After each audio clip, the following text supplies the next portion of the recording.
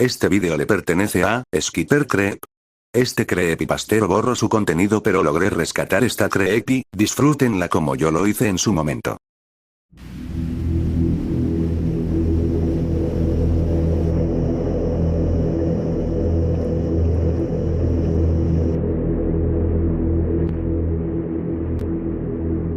Todo comenzó en una de esas noches de vigilia, cuando el insomnio me empujaba a navegar por los rincones más oscuros de la red. Mi pasatiempo era el de un detective digital. Rastrear páginas olvidadas donde se compartían juegos rotos, películas independientes, libros experimentales y archivos que parecían murmurar desde el abismo. La mayoría eran ilegales, fragmentos piratas de un mundo subterráneo. A veces documentaba mis hallazgos, como si fueran piezas de un expediente, para compartirlos en foros dedicados a lo prohibido.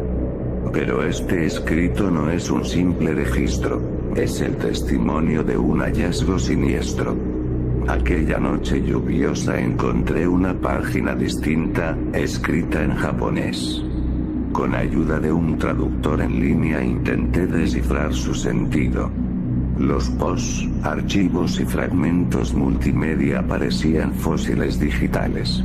La última publicación databa del 2008.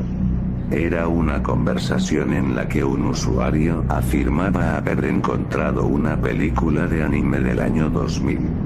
El relato era inquietante. El anime, titulado Ikarinoi, el día de la ira, había sido cancelado y apenas existían copias incompletas. La versión íntegra, según decía, se proyectó una sola vez en un festival y luego se perdió. El género era eroguro, o al menos así lo clasificaba el narrador, por su violencia extrema y su narrativa incomprensible. La crítica lo había destrozado, el público lo rechazó, y se decía que provocaba malestares físicos. Luces intermitentes, movimientos de cámara convulsos, sonidos que perforaban la mente. Había además rumores de motivos legales nunca revelados, vinculados a un contenido tan delicado que parecía condenado al silencio.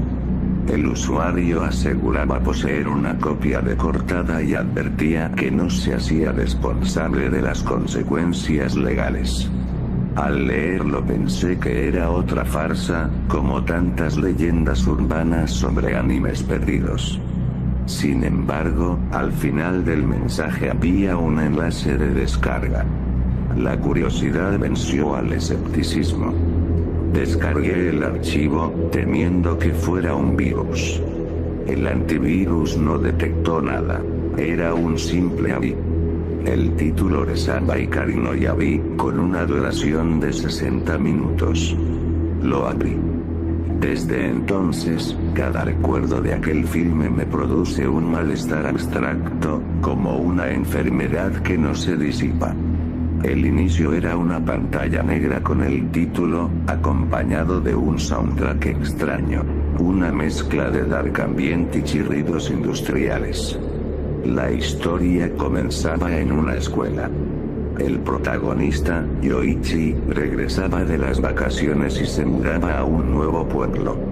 Una voz masculina narraba la llegada, pero los subtítulos en inglés revelaban versos crípticos. Hablaban de un sol negro, de devoción hacia la predestinación. Era poesía envenenada, fuera de lugar. Las escenas siguientes eran un montaje torpe de estudiantes entrando a la escuela, con sonido recortado y una marca de agua persistente. Luego Yoichi se presentaba a sus compañeros, quienes lo recibían con cordialidad. Pero la normalidad se quebró con la llegada de Kyoumi. Su diseño era grotesco.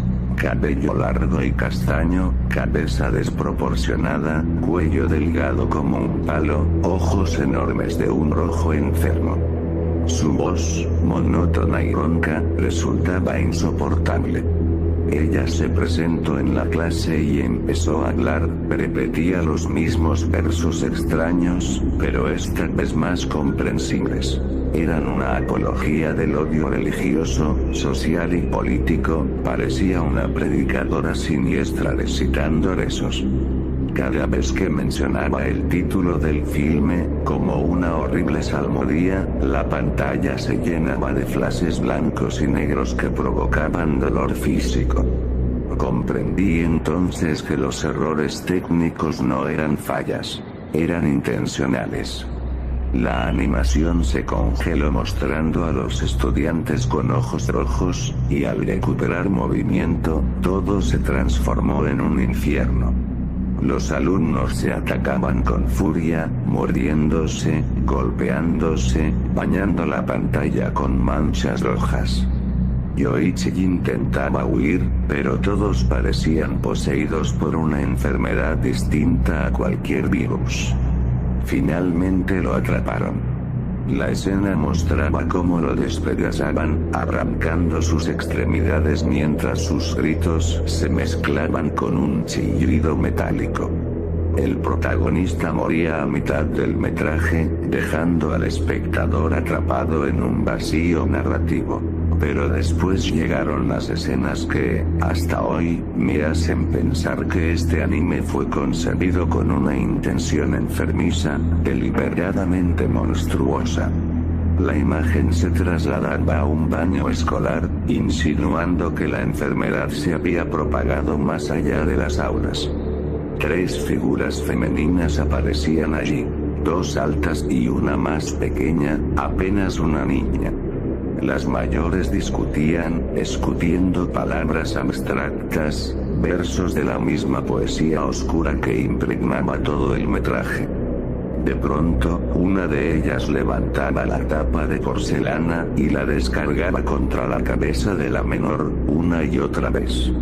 La cámara insistía en mostrar el rostro deformado, como si la animación quisiera convertirlo en un mosaico de carne y fragmentos.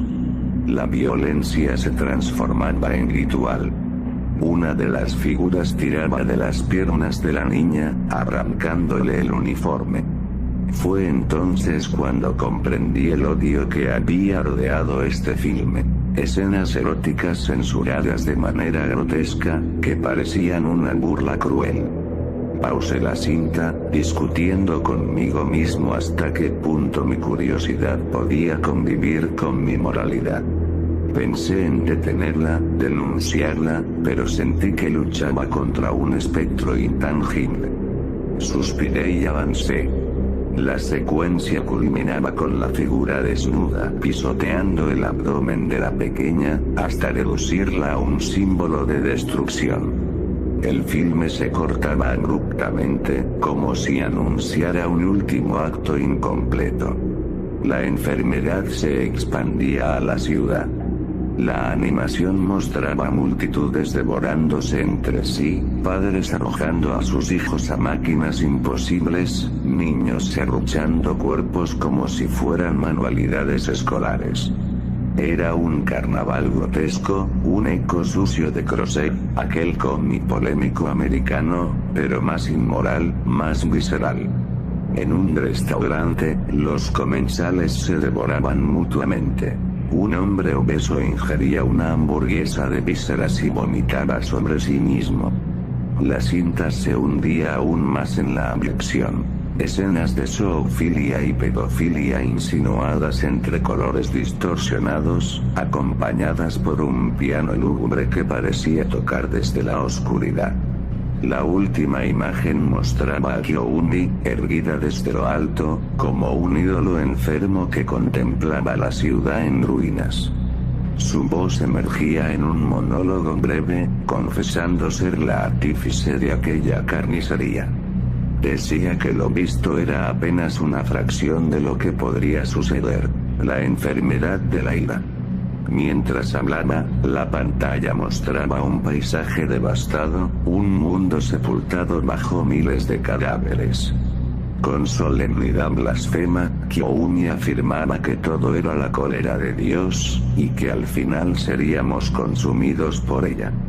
Después, la grotesca caricatura se arrojaba desde la azotea, y la escena se cortaba justo antes del impacto. Así concluía el día de la ira. Recuerdo mi expresión al ver aquello. Era la versión mutilada, y aún así me estremecía pensar en lo que contendría la copia completa. Tras reflexionar, quise redactar un informe exhaustivo, pero el cansancio y la confusión me vencieron. Decidí descansar. No creí en ningún momento que el filme estuviera maldito, pero esa noche tuve una pesadilla extraña.